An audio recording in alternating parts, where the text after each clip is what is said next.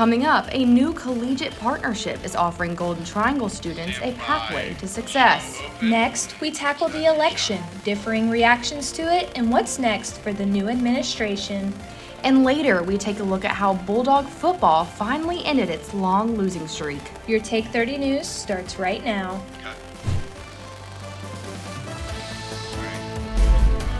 Welcome to Take 30 News. I'm Raylen Ladner. And I'm Aubrey. Thanks for joining us on this Friday afternoon.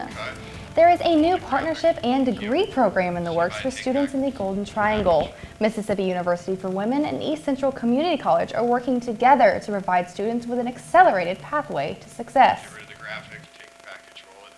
For those who, either for financial or for family reasons, decide for a community college option, we want to make it seamless for them to move right into getting their bachelor's degree. MUW President Nora Miller is talking about the new 3+1+1 Memorandum of Understanding. In late October, Miller partnered with East Central Community College President Brent Gregory to give students a pathway to earn an associate's, bachelor's, and master's degree. They're able to do this perhaps more economically because they'll have 3 years at the community college tuition rate rather than the university rate. Students are allowed to transfer up to 90 hours from East Central and can choose from 10 different concentrations that will lead to their Bachelor of Applied Science degree from MUW. I am a transfer student, so I feel like economically that would be great because that did relieve me of some burden when I came here as well, so I recommend it to anyone. Not only is this program slated to be economically beneficial, but students also have the convenience of taking classes on campus, or students can take classes online through the W at any location convenient for them. Not having to go to a whole other school, getting into debt, loans, and stuff like that, so yes, I think that would be something everyone would be interested in. This program is designed for students to continue working in the field while also completing their degree. This is really good for people who are place-bound, who are comfortable with doing online, but also if they decide to come to campus for classes for their senior year, they'll have a similar type of classes or a class size that they're used to. Not only is this program providing an affordable and comfortable pathway toward a degree, but the partnership between MUW and East Central is hoping to address workforce demands within Mississippi. It's really a goal of the state to get more citizens with a baccalaureate degree, and so we are working with community colleges and others to try to make sure that we can help with that. The 3+1+1 Memorandum of Understanding is effective immediately and is open to anyone interested. To learn more about this program, visit the website below. Well, if you've been outside at all today, you'd notice that it's been a little muggy. Now we turn to Campus Connect meteorologist Emmet Rice. Emmet, what can we expect for our evening to look like? Well, that is certainly right, Raylen. It is definitely muggy outside as our dew point is at 66 and current conditions are at 75. Now, we are looking to hit our high to up at about 81, but later this evening, we're probably going to see our temperatures start to dip on down. So, I've got more on the way as well as potentially maybe a cold front later this week. We'll see with my full show coming up. 7, 6, cut. The 2024 presidential election is over, and Donald Trump is the 47th president-elect. Citizens across the United States may be celebrating his victory, while others may be anxious about the future and what's to come. Our Michael Cassidy has the story. Roll it. Cut.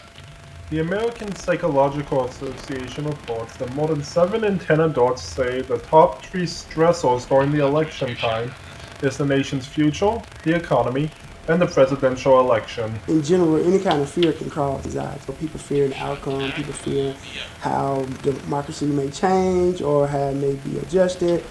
Some people fear family members that on the other side, different choices they making. What is noticeable among experts is it does seem to be an increased amount of anxiety in regards to this election. You still have people who have lived and experienced the whole January the 16th from a couple of years ago.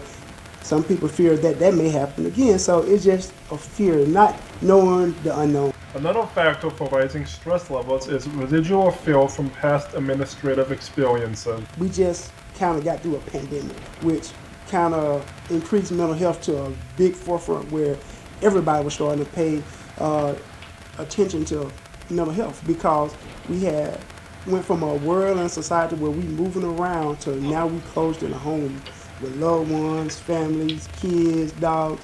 With social media, mainstream news, and even people on the street talking about the outcome of the 2024 election, people are nervous about the future. We all favor somebody, but we should not worry about if they don't get in there, because neither one of them is able to do everything they say they're going to do. Regardless who win or who lose, we still going to be here tomorrow. Love, we still have tomorrow. The next election will be the midterm election on November 3rd, 2026. In West Point with Take 30 News, I am Michael Cassidy. For more information on voting in Starkville, visit the Oktibbeha County website. And in other election news, President-elect Trump has wasted no time in appointing White House advisors. For the first time in U.S. history, a woman is set to be the White House Chief of Staff. President-elect Donald Trump says he's given the job to his 2024 campaign manager, Susie Wiles. She's a seasoned Republican strategist and one of Trump's longest-serving advisors. He credits her with helping him win re-election and says as Chief of Staff, she will make the country proud. A source says Wild had conditions for accepting the second highest job in the West Wing. The person says she wants to control access to the president to prevent unofficial advisors from swaying him. Coming up, Columbus is alive with the sound of music. See how one group used their voices to connect with the community. We will be right back. As concern grows over the declining health of the world's oceans, veterinary students at Mississippi State are learning how to rescue and rehabilitate vulnerable marine animals. Through a unique partnership between the College of Veterinary Medicine and the Institute of Marine Mammal Studies in Gulfport, Mississippi, students are experiencing the chance of a lifetime. Real-time research of this fragile ecosystem prepares students for a future in providing care for sick and stranded dolphins, turtles, sea lions, and other marine species. At the same time, MSU's advanced diagnostic technology is helping innovate for solutions while improving treatment and outcomes. Not only are the waters of the Gulf Coast opening new worlds of discovery for Mississippi State veterinary students, they are much safer now, thanks to this game-changing partnership that's improving life for literally hundreds of aquatic animals. Welcome back to Take 30 News. I'm Raylen Ladner. And I'm Aubrey Carter. While the city of Columbus raised their voices for a community concert. Our Breland Lucious hits the road to get insight on the recent Golden Triangle performance. The Golden Triangle Singers presents I'll Be On My Own Way, a fall concert featuring the Columbus Girls Choir and Suzuki Strings. The group is about 20 years old. It used to be called the Columbus Choral Society, and about 2 years ago they wanted to rebrand themselves and become a little bit of a bigger umbrella or map for the Golden Triangle, and that's where Golden Triangle Singers came about. Garrett Torbord has been a part of this group for a few years as the pianist. He says that this musical group is designed to bring communities together. What they're trying to do is make sure that everyone who enjoys and loves choral music has a place here. And so we actually have folks that come from Starkville, West Point, Aberdeen, Amory, Columbus, of course. Torbord says returning as the conductor was a calling, an experience he felt to answer. For me, it meant I was sort of coming back to a group I had already known prior. I had played for this group about 2 years ago as their collaborative pianist and took a little bit of a hiatus with some other career things, and they had lost their director. She had stepped down, and so they had come to me, and I sort of felt like a bit of a calling to come back. Here at the fall concert, the audience was greeted by beautiful voices and strings. This performance was not only fun for the performers, but for the attendees as well. I came to the performance because we don't get this a lot. Karen Cooley says her favorite part about the performance was the conductor. The directing is good, the directing is perfect. The Golden Triangle Singers are now ready to hit the stage in the spring SIG Out. For Take 30 News, Breland Lucious. For more information on upcoming events, check out their Facebook group at the Golden Triangle Singers. Now, Emmet, how's the radar looking? Well, Aubrey, that radar is crystal clear at the moment, but there could be showers on the way for tomorrow morning, so you might want to hold off on that early morning jog or that walking your dog for tomorrow morning. But I'll have more details on that forecast coming up here in a second. Cut line. He's not in focus. You got to set focus. Discovery. It tells our history and determines our future. At Mississippi State University, we're digging deep, unlocking an understanding of our past, validating it. Middle East exploration by faculty and students is uncovering evidence that unravels ancient mysteries. Scholars have long thought of the biblical kings David and Solomon as mythological figures. Our research offers evidence that supports their existence, boosting MSU into an international league of experts on archaeology. Now we're changing the way people think about the past, opening up new possibilities of understanding for future generations. Digging deeper, learning more. Stand by. Cut. Well, that radar is certainly clear right now. However, come tomorrow, if you're heading out to walk that dog, I would wait until probably the afternoon, because we got some showers here around 7 a.m. They're mostly widespread, and they're going to, the showers will continue to move northeast, and the wind is going to drastically increase all around Halloween and stuff there. But then come around to 1 p.m., we're going to be clearing on up. You see a spotty shower in Columbus and Houston, and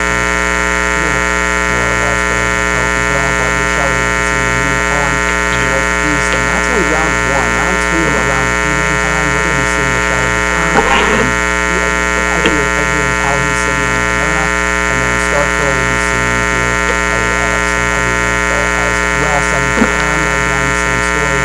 Rain is going to continue in the northeast area, and it's going to continue more on the east, and there's going to showers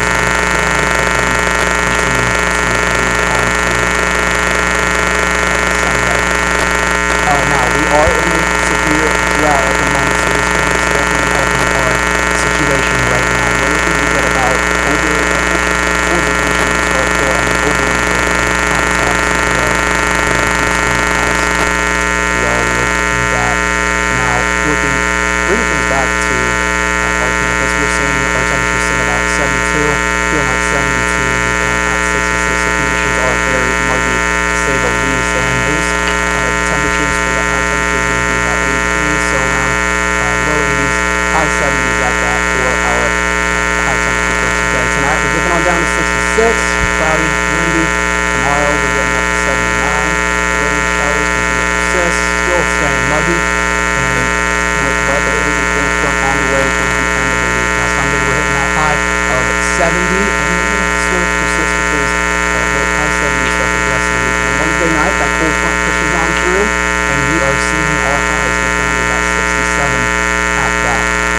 Now, I want to talk the tropics, however, because there is a hurricane over in the Gulf, but it's looking to be very calm. Just sit down, keep it low with that. The hurricane right now is a category 2, and I'm thinking the weekend come around Saturday around 12 p.m. Looking at 7-day forecast, we're seeing those temperatures dip on down to the low 50s, come next week, so that being said, grab that jacket.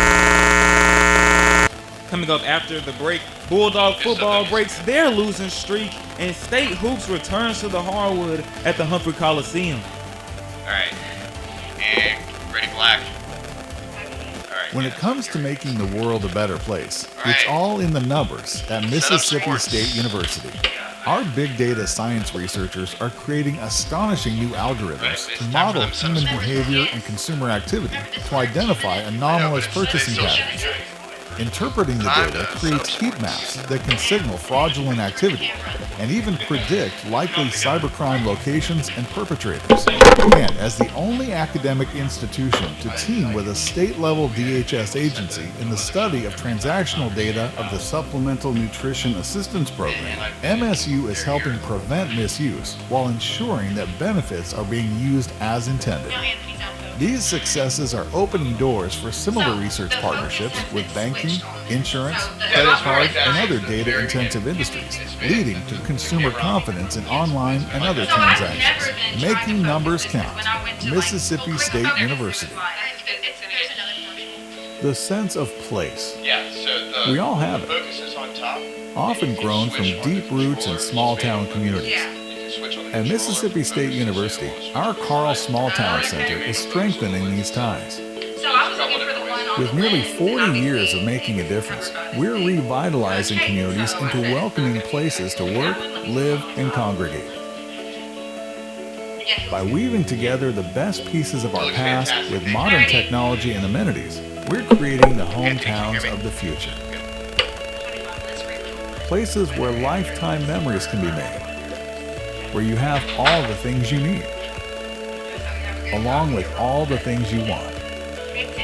Stand by, 15. Through partnerships with our communities, we're identifying improvement opportunities, recommending paths forward, and creating the plans for a better tomorrow.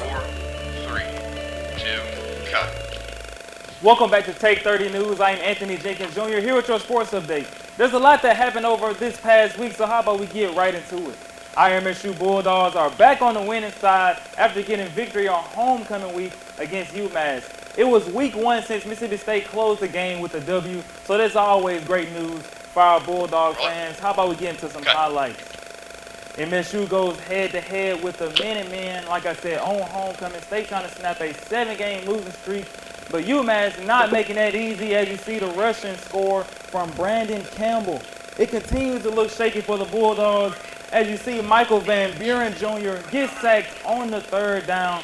State will go down 10-0, but Van Buren would take matters into his own hands with a rushing touchdown, making the score 7-10 in the second. UMass on offense, though, we see the quarterback dropping back. He throws it deep, and it will be an interception to Breland. Ladner, he looked like a great receiver out there with that great catch. The offense will capitalize, though, with Michael Van Buren throwing a beam to Teirrah and scoring 6, taking the lead. And it was all Hail State after that, as we see Johnny Daniels doing whatever it takes to get into that end zone, making it 28-10.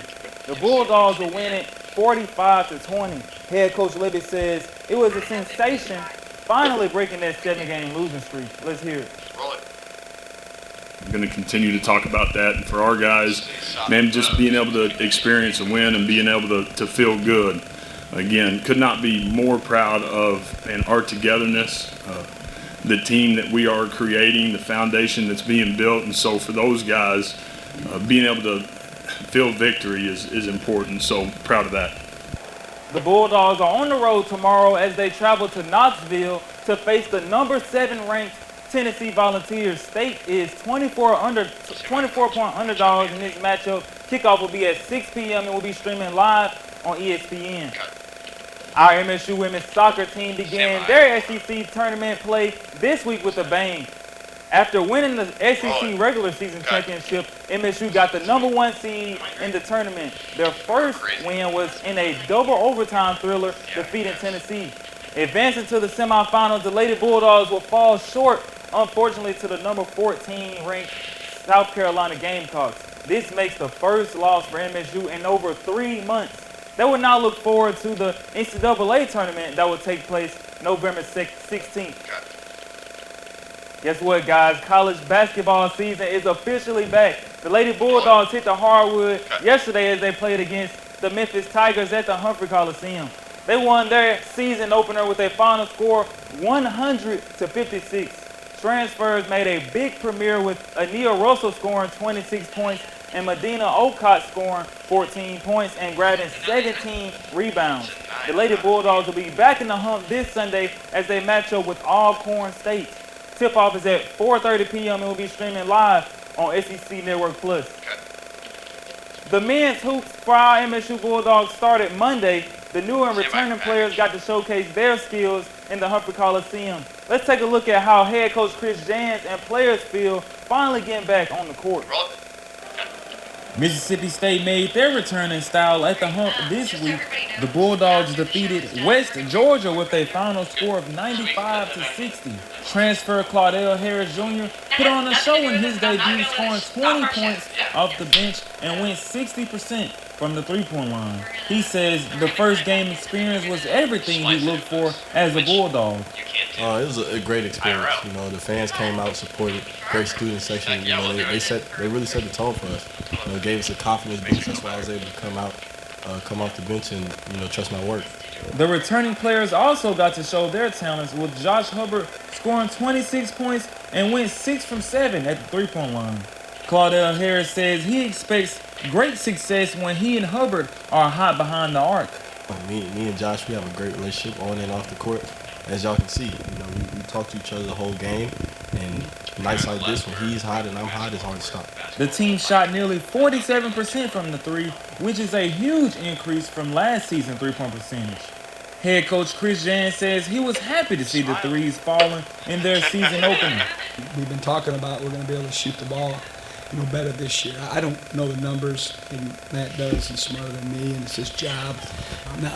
I'm not saying we're going to make 14 threes every single night, but it's nice to know that, you know, the recruiting paid off, and we got more guys that are capable of you know, turning the scoreboard and helping us offensively.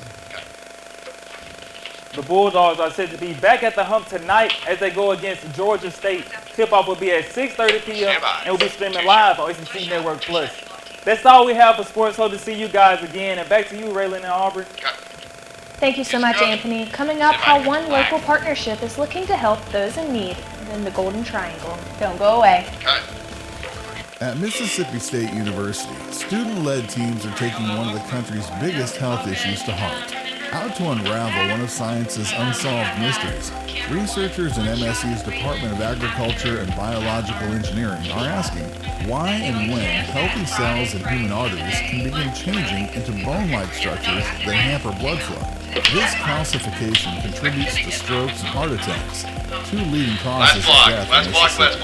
As part of their groundbreaking research, students are designing a 3D model that allows them to understand how arteries act within the body and what changes them. By recreating what is happening at the cellular level, researchers are pursuing ways to stop and reverse the process of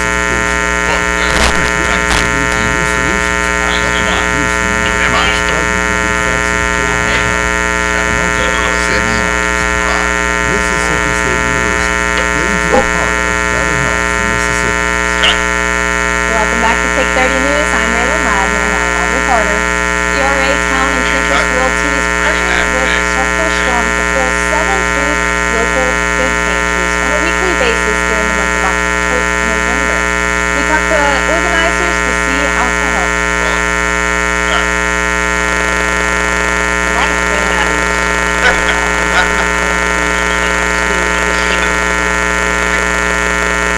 Salesperson at ERA Town and Campus, Deborah Lloyd, is talking about the importance of food pantries. Originally there were 2 pantries here, and then we worked with the community to provide additional ones. So those pantries are accessible for the community 24 hours a day, 7 days a week. And just with our effort alone, we can meet the need of 254 students here at Charlotte. So we work with food districts and other service organizations and groups to help us keep those skills for the immediate needs. Executive Director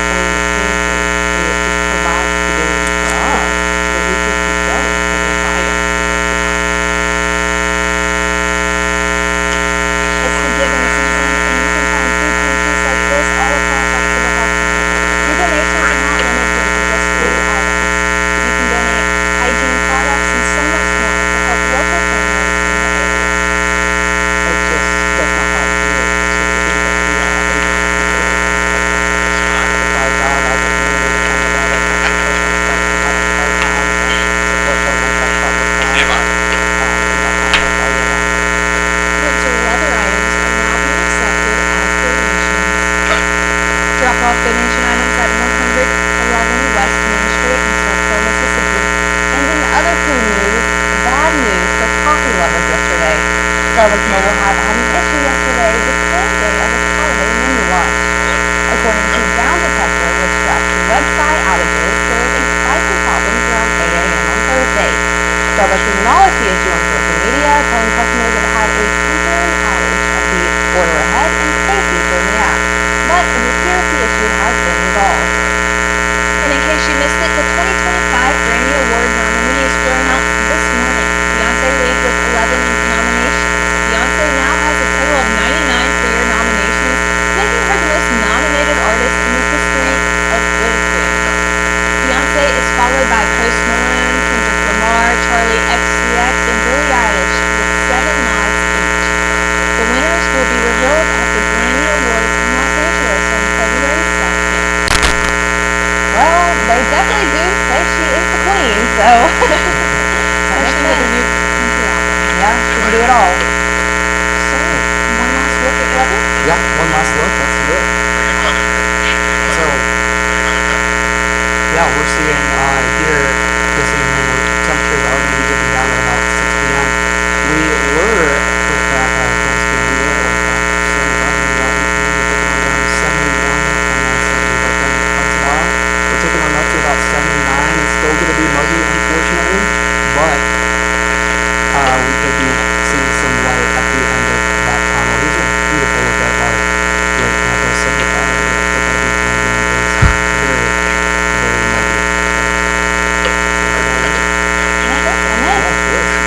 Well, that's all we have for you today. Thank you so much for spending your Friday with us. And you can keep up with us on Instagram and tune in with us every Friday at 4.